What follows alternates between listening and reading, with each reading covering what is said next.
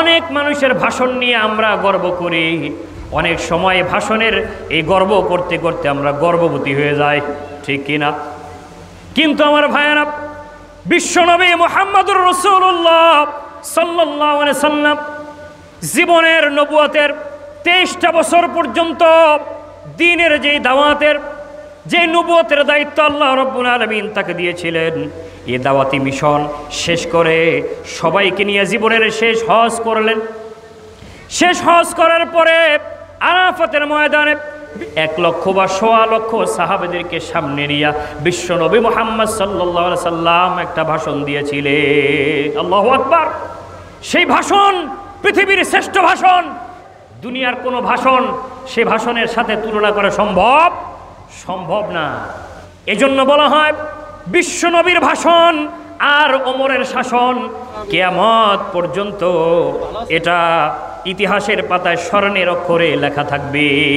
আল্লাহু আকবার! এজন্য আমার ভাইরা, এই আরাফাত সেই আরাফাত, যেই আরাফাতের ময়দানে বিশ্বনবী মুহাম্মদ সাল্লাল্লাহু আলাইহি ওয়াসাল্লাম জীবনের শেষ হজ করে তারপরে তিনি ভাষণ দিয়েছিলেন। আল্লাহু আকবার! সেই ভাষণ সম্পর্কে আজকে আমরা জানি না। আজকে দুনিয়াতে অনেকের ভাষণ নিয়ে রিচার্জ হয়, অনেকের ভাষণ নিয়ে প্রতিযোগিতা হয়, কিন্তু আফসোসের বিষয় হচ্ছে যে বিশ্বনবী মুহাম্মদ সাল্লাল্লাহু আলাইহি সাল্লাম কবরে থেকে, হাসর থেকে আমাদেরকে জান্নাতে নেওয়া পর্যন্ত যিনি থাকবেন আমাদের অতন্দ্র প্রহরী, যিনি উম্মতের মায়ায় তামাম জীবনটা তিনি শুধু চেষ্টা করেছেন, তিনি শুধু কান্না করেছেন কিভাবে উম্মতদেরকে বাঁচানো যায়। সেই ভাষণের মধ্যে তিনি 31টা পয়েন্টে 31টি ব্যাপারে তিনি সেখানে কথা বলেছিলেন। আমার ভাইয়েরা, আজকে আমি সে 31টি পয়েন্ট আপনাদের সামনে বলার মতো সেই সময় পাবো না, কিন্তু আপনাদেরকে আমি শুরুতেই উদাত্ত আহ্বান জানাবো, সেই বিশ্বনবীর ভাষণ সম্পর্কে আমরা অনেকে জানি না। সেই ভাষণ সম্পর্কে আসুন আমরা এই ভাষণ সম্পর্কে জানি।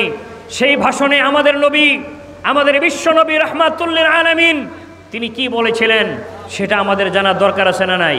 অবশ্যই আছে।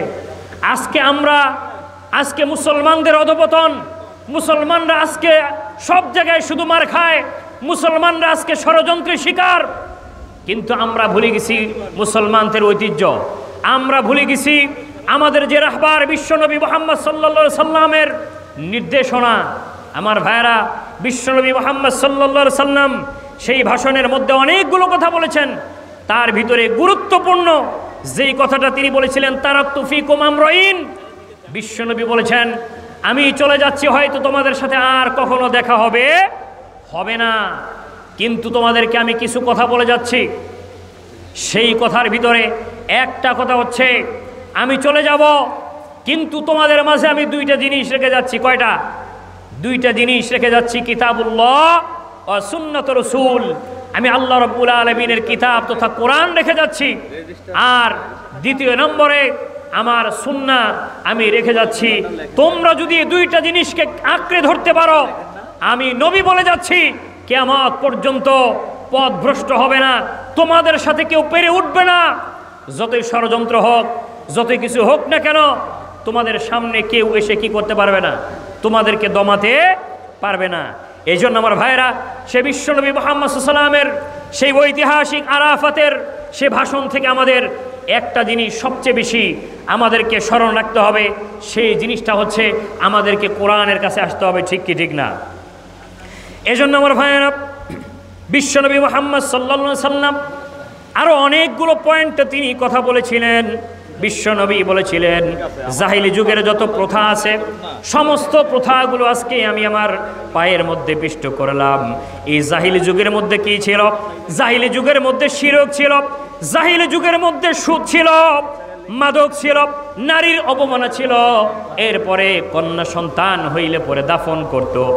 এই যে বিষয়গুলো ছিল, হানাহানি ছিল, মারামারি ছিল, বিশ্বনবী মুহাম্মদ সাল্লাল্লাহু আলাইহি সাল্লাম বলে গেছেন আজকের এই দিনে আরাফাতের ময়দানে আমি আজকে থেকে জাহিলি যুগের সমস্ত অপকর্মগুলোকে আমার পায়ের মধ্যে আমি পিষ্ট করে শেষ করে দিয়ে গেলাম। কিন্তু দুঃখের বিষয় আমার ভাইয়েরা, আজকে সেই জাহিলি যুগের এই যে হানাহানি, মারামারি, নির্যাতন, এরপরে সুদ, শিরক, মাদক, নারীর অবমাননা, এগুলো কি আদৌ এটা কি বন্ধ হয়েছে? বন্ধ হয় নাই।